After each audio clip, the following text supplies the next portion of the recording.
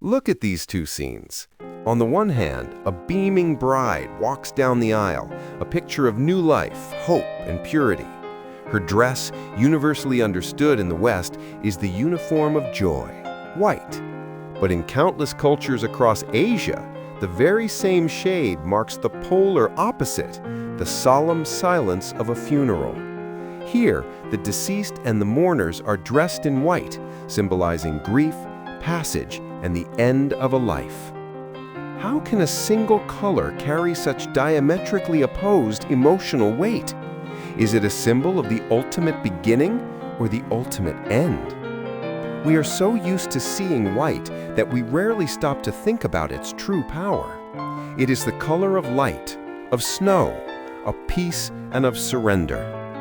Today, we are undertaking a deep, global archaeological dig into the color white, from the ancient Silk Roads to a single fateful decision made by a 19th century queen that would change the world's perception forever. We are not just talking about color, we are talking about the hidden code of human civilization.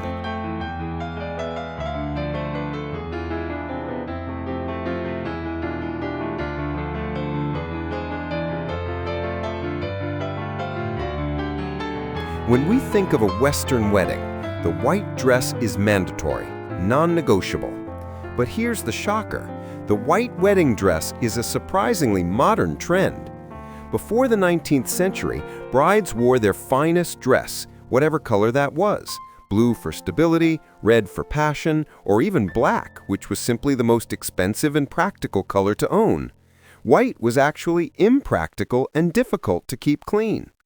And get this, in Europe, white was often the color worn to commemorate a death, symbolizing the soul's innocence returning to heaven. The original Western color of mourning was white, not black.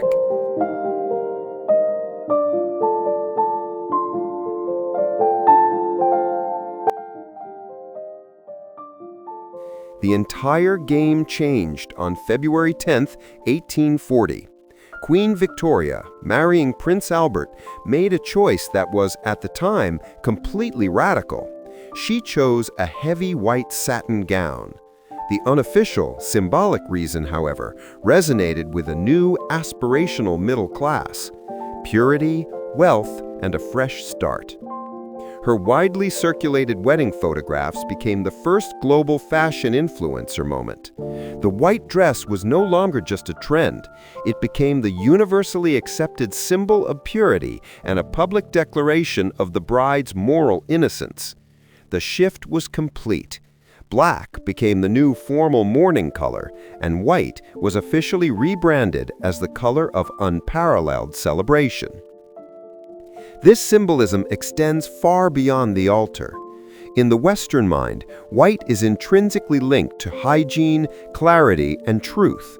The doctor's white lab coat is not just for keeping clothes clean, it is a symbol of sterile, objective truth. In design, white space represents breathing room, simplicity, and modernity.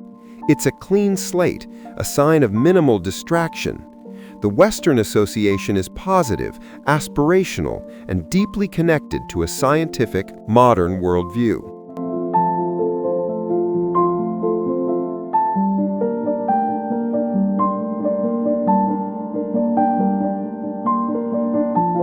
Now let's cross the globe. From China to Japan to Korea and India, the symbolic meaning of white undergoes a profound philosophical transformation. Here, white is not merely a color, it is a sacred state of being. The core difference lies in how Eastern philosophies view death. In many Asian belief systems, death is not an ending, but a sacred transition, a cleansing, a passage to the next life. White, in this context, is the color of untainted purity, the soul stripped of worldly colors, stains, and attachments. The white funeral attire serves two critical purposes. It symbolically clothes the soul in a pure garment for its journey to the afterlife, ensuring a clean slate.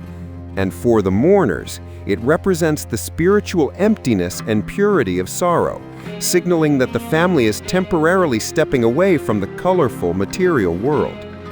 The symbolism runs deeper, connecting to ancient elemental systems. In Chinese five-element theory, Wujing, the color white is associated with the element of metal and the direction west. Metal is linked to the autumn harvest, the time of ending the growing season, and also to purification, distillation, and severance. It's a color of austerity and formality, marking the moment where one chapter is sharply cut off so the next can begin.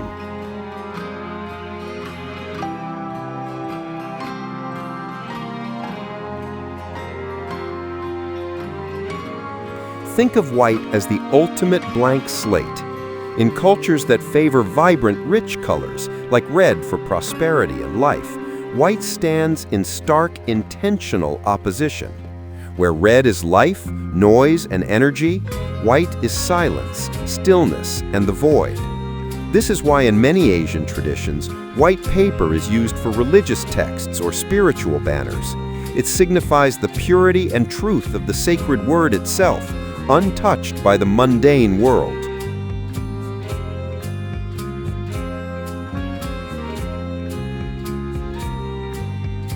So how can we reconcile these two worldviews? Is white the color of the wedding or the wake? The answer is, it's the color of both because of one powerful, universal concept. Whether it signifies the innocence of a bride, the sterile promise of a hospital, or the spiritual liberation of a soul, white is the color of absolute purity. In the West, we emphasize the pure beginning, a clean, unsullied life. In the East, they emphasize the pure end, the soul's clean, unburdened transition back to the essential. The core value is identical, a clean slate. This is the beautiful paradox of color. It proves that our perception is not inherent in the light itself, but is painted entirely by our history, our religion, and our philosophy. A single wavelength of light, bent by culture, can tell two entirely different yet equally profound human stories. If this deep dive into cultural semiotics has intrigued you, please help us keep telling these stories. Like this video and subscribe to our channel for more hidden histories. And now the challenge is yours. What other color holds a global secret this deep? Let us know in the comments below.